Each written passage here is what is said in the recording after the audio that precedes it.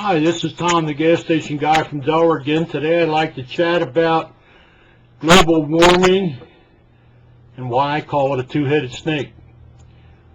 Global warming is made up of two areas which people like Al Gore have seen fit to combine into one area.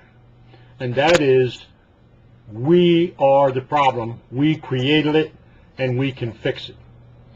I do not believe that to be true.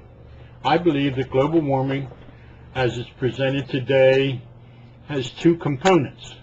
One is a clean environment, which everybody wants. The second is the Earth warming? And if so, is it man-made?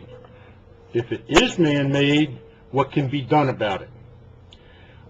I'm going to chat about the resources that I have found, and I suggest that you all do some reading. The news media, New York Times, Los Angeles Times, Chicago Tribune, ABC, NBC, CBS, CNBC, MSNBC, CNN, have all said that the attention span of the Americans today is 30 seconds. That says you're all a bunch of dummies.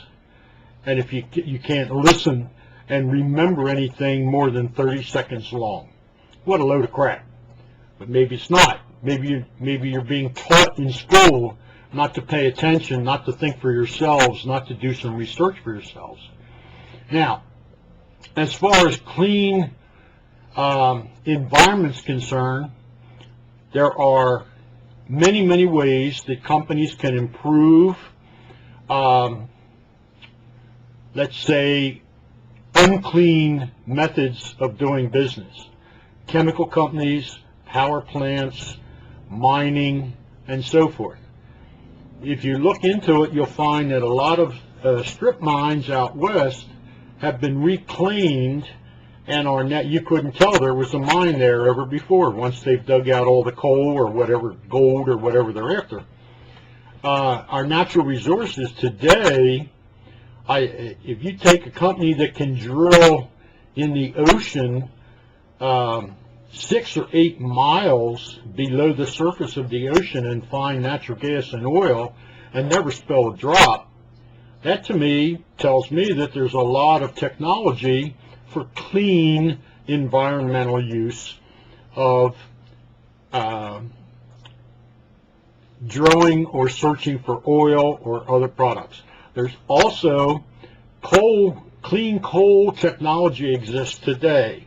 It might be a little more expensive and might cost us a little more for our electricity, but we have, I think, the world's largest supply of coal. So why not find a way to use it? Offer incentives to people in the private sector to develop the resources to burn coal completely clean, 100% clean, no emissions, no sulfur, no carbon, whatever, no this or that they say affects the environment. What it does is it makes it either clean or dirty. Same thing with burning oil, same thing with our cars. Now, for those of you who remember the 80s, the catalytic converter was invented for automobiles. The problem with the catalytic converter is that it produces some type of acid. I forget the exact name. I want to say sulfuric acid, but I might be wrong and somebody will laugh at me. And also, the thing gets so hot that if you parked over a pile of leaves, it could set your car on fire. Now, today, with the computerization of cars, you can take a 4-cylinder engine, the same size that was in a Model A Ford in 1935 or 34, and you can make the thing go 100 miles an hour on it and get about 35 miles a gallon to a gallon of gas. Why don't we have the technology to let computers control the cars even further to get better mileage? I believe the technology exists. It may be being held back because if you get it to a certain point where your car uses so little gasoline to get around, then you won't be buying gasoline. So, who's going to lose money? The oil companies. They have lobbyists. They grease the palms of the people in government. As I've said before in another video, follow the money trail. Listen to what people say and question yourself whether they have a personal agenda or a financial agenda in stating the answers that the Senate and the Congress wants to hear.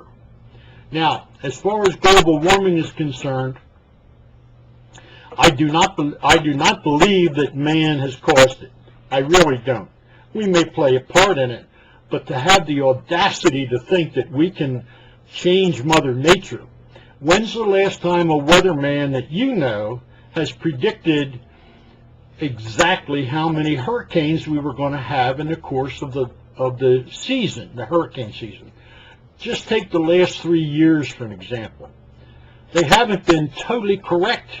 They were completely wrong in 2 years and half wrong in the third year. Now, for those of you that don't have an attention span of 30 seconds, I would like you to visit a website, www.lomborg.com. That's L-O-M as in Mary, B-E-R-G. He's from Copenhagen. He looks like he's 22 years old, but he's really about 44. He is one of the 75 most influential people in the world, yet no one knows about him. I haven't read his book, but I have heard him speak. He's an economist. He equates global warming with positive benefits of global warming. He explains what's really going to happen if the temperature on the Earth average rises by 1 degree centigrade in 100 years. He mentions Greenland didn't get its name for being covered with ice and snow. And that's in recent history, written history, it's proof. In the last couple hundred years, they were growing grapes in northern England. There's also, we had the year, I believe it was 1787 here in the United States. It was called the Year of No Summer. Mount Pinatubo in the Pacific exploded. They said the sound could be heard 1,000 miles away. It was a volcano. It shot so much ash into the air that it circled the entire Earth. It lowered the temperature to where the people in the United States didn't know why for months and months and months, because there's no way to get news around. But when they finally found out, they realized that the dust cloud had circled the Earth and cut off the sun, and they had a hard time growing crops. The temperature, I believe, was in the 50s the entire summer. So to think that we have the ability to change Mother Nature is just stupid, at the very least. So if you listen to these people speak before the United States government, Congress, and Senate, most of them come from the United Nations. You know them, our best friends in New York, who just love the United States. I wish we'd tell them to get out, go to Cuba, and let Fidel Castro and Raul pay for the bills that we pay for the United Nations. Anyhow, it's the same old story. What agenda does a person have who's telling you the story? Al Gore became a multimillionaire and a Nobel Prize winner with his semi-fictional movie called, whatever it was called, something about inconvenient truth or an inconvenient lie. In England, the government of England has forced the schools that present the movie to have a disclaimer to their students that there are at least 8 inaccuracies, if not downright untruths, in the movie. Al Gore has an agenda. He wants to be famous. He's an egotist. He invented the internet. So go to Lomborg.com. You'll learn a lot about the economics of global warming.